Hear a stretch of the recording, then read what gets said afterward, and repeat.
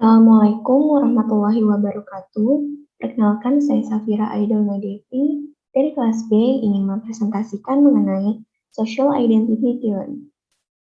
Pertama, saya ingin menjelaskan dari kotak yang berwarna merah, yaitu Social Identity Theory dikembangkan oleh Henry Tajfel dan John Turner pada tahun 1970-an.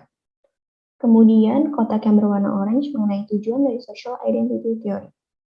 Teori ini bertujuan untuk menentukan serta memprediksi keadaan mengenai individu menganggap dirinya sebagai sebuah individu atau sebagai anggota dari kelompok. Kemudian, pada kotak yang berwarna kuning mengenai personal identity versus social identity. Social identity theory menyatakan bahwa individu dapat melihat dirinya berbeda tergantung pada waktu tertentu. Apakah ia sedang berada di kontinum personal identity atau social identity? Jika individu sedang berada pada kontinum personal identity, maka individu tersebut akan menganggap diri utamanya itu sebagai individu.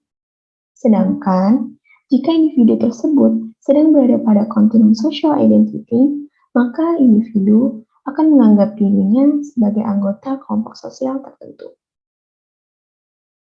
Selanjutnya, saya ingin menjelaskan kotak yang berwarna ungu mengenai in-group versus out-group.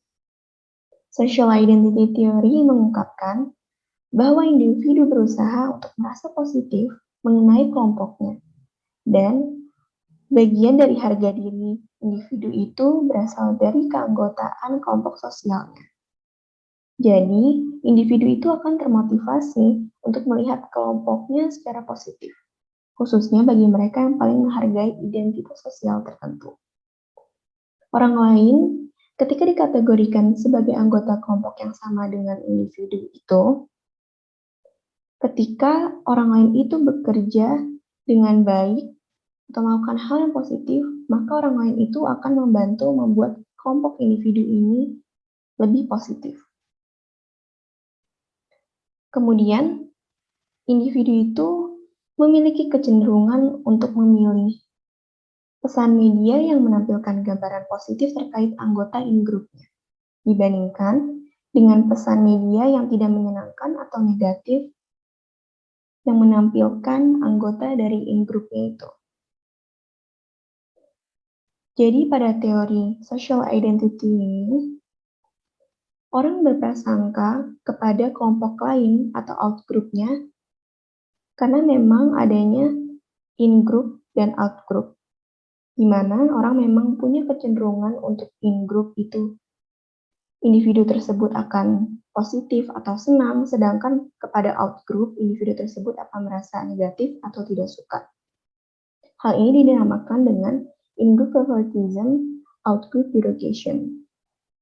Jadi, secara kemungkinan besar, individu akan mengekspresikan favoritismenya itu terhadap kelompok mereka sendiri atau terhadap in-groupnya, dan mereka melakukan bias terhadap out-groupnya. Kemudian, saya akan menjelaskan mengenai kotak yang berwarna hijau, yaitu in-group dan self-concept. Yaitu di mana social identity theory ini yang dimiliki oleh Tajfel ini menyeratkan bahwa anggota pada in-group itu mencari informasi yang positif mengenai kelompoknya itu secara selektif, dengan tujuan untuk mempertahankan atau meningkatkan positif self-concept-nya. Kemudian, saya akan menjelaskan mengenai kotak yang berwarna biru. Social identity theory dikembangkan untuk menjelaskan bagaimana seseorang menciptakan serta mendefinisikan tempat atau posisinya di dalam masyarakat. Maka terdapat 3 proses psikologis yang penting terkait hal tersebut. Yang pertama itu social categorization, yakni individu cenderung untuk melihat dirinya sendiri dan orang lain ke dalam kategori sosial tertentu. Jadi, seseorang di sini bukan sebagai individu yang terpisah dan unik, tetapi sebagai anggota kelompok yang secara relatif itu dapat dipertukarkan.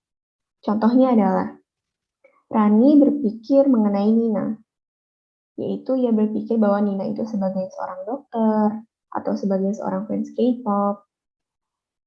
Jadi, ia mengkategorikan dalam atau berpikir mengenai Nina itu ke dalam kategori sosial tertentu.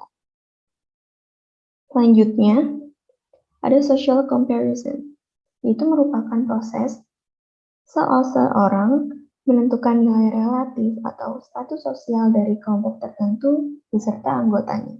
Contohnya adalah, seorang dosen memiliki status sosial yang lebih tinggi daripada mahasiswanya. Tetapi, jika dibandingkan dengan yang lain, misalnya adalah rektor universitas, maka status sosial rektor itu lebih tinggi dibandingkan dengan status sosial dosen. Dan yang ketiga, ada social identification, yaitu secara umum individu tidak menganggap situasi sosial sebagai observer yang terpisah. Tetapi, perasaan individu mengenai siapa dirinya, lalu bagaimana cara mereka menjalin hubungan dengan orang lain, biasanya terlibat dengan cara individu tersebut memandang individu dan kelompok yang lain. Sekian presentasi dari saya. Terima kasih.